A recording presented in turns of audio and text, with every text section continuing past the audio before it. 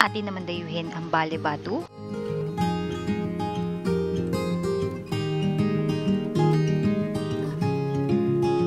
at Cafe Sinukuan sa Arayat, Pampanga.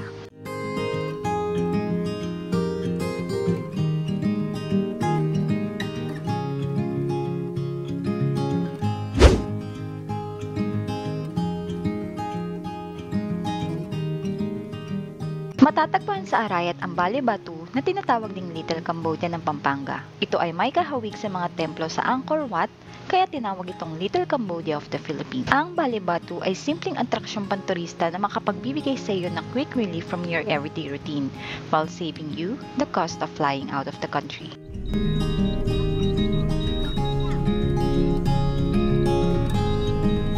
Balebatu o bahay na bato sa Kapampangan ang naging solusyon ni Apo Susing sa muling pagtatayo ng bahay sa bundok ng kanyang pamilya na gawa sa mga kawayan. Ang mga sunog sa kagubatan at anay ay talamak noong 1970s to 80s sa Mount Arayat na naging inspirasyon ng pintor ng dahan-dahang magtayo ng bahay na gawa sa buhangin ng ilog, malaking bato sa bundok at semento. Lahat ng detalye makikita mo sa paligid ng bahay ay sketch ni Apo Susing.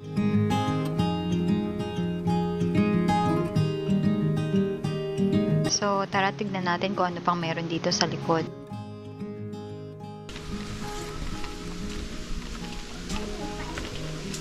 Okay guys, so parang wala na establishment dito sa likod at talagang yung bahay na bato lang yung andito.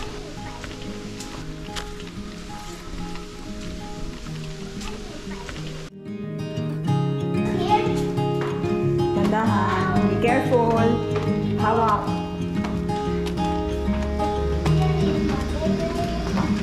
Wow! No, nandyan. Say hi to Papa and Lolo. Hey!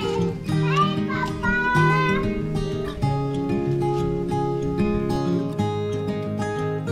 So, meron din mga naiwang lumang gamit dito sa loob, mga kasangkapan na gawa rin sa bato.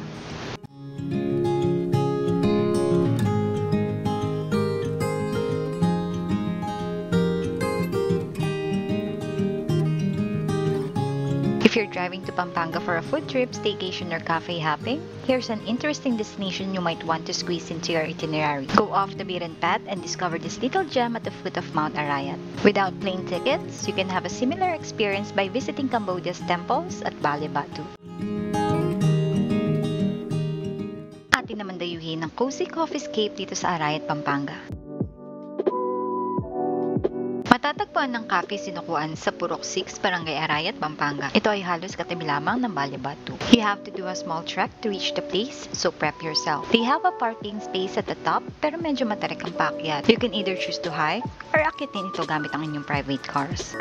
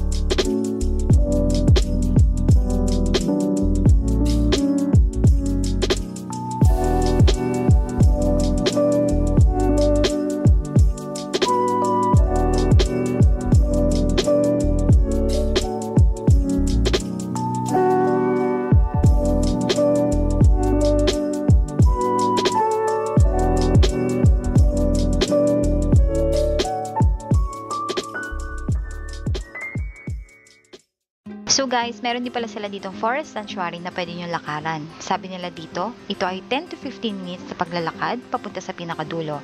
So tara, tignan natin kung ano meron sa dulo nito.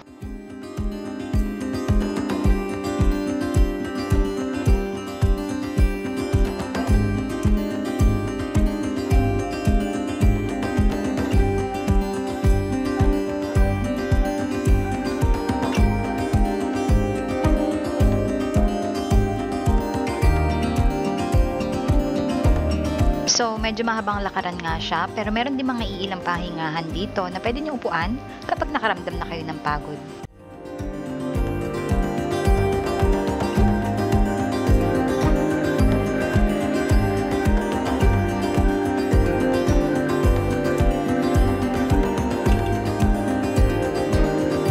Paglabas nyo ng Forest Sanctuary, ito ang makikita nyo. Isang napakagandang overlooking view ng Arayat, Pampanga. May mga upuan din sa parte na to na pwede nyo upuan at pagpahingahan.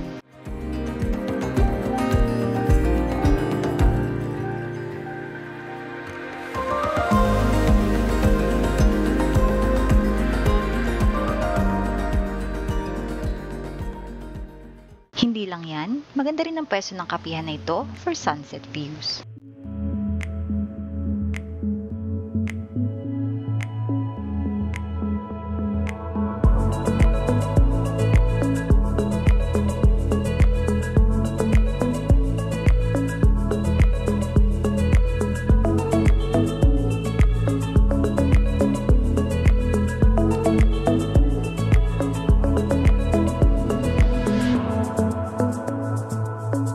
Sila ay bukas mula 10 AM to 9 PM.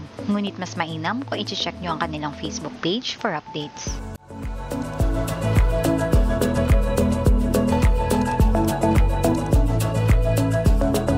Nagsaserve din sila dito ng mga all-day breakfast, lunch, and dinner. So guys, napaka-cozy ng lugar and malamig din since nasa mataas na lugar siya, so don't forget to bring your jackets.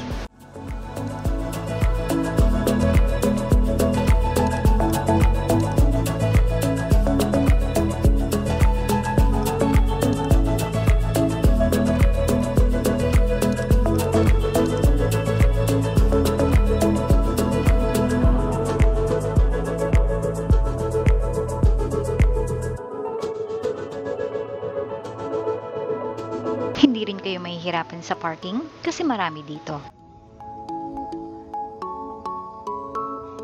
Mapa golden moments or night city view, solo retreat, or gathering, this cozy escape for sipping on tasty coffee is perfect place in nature's beauty.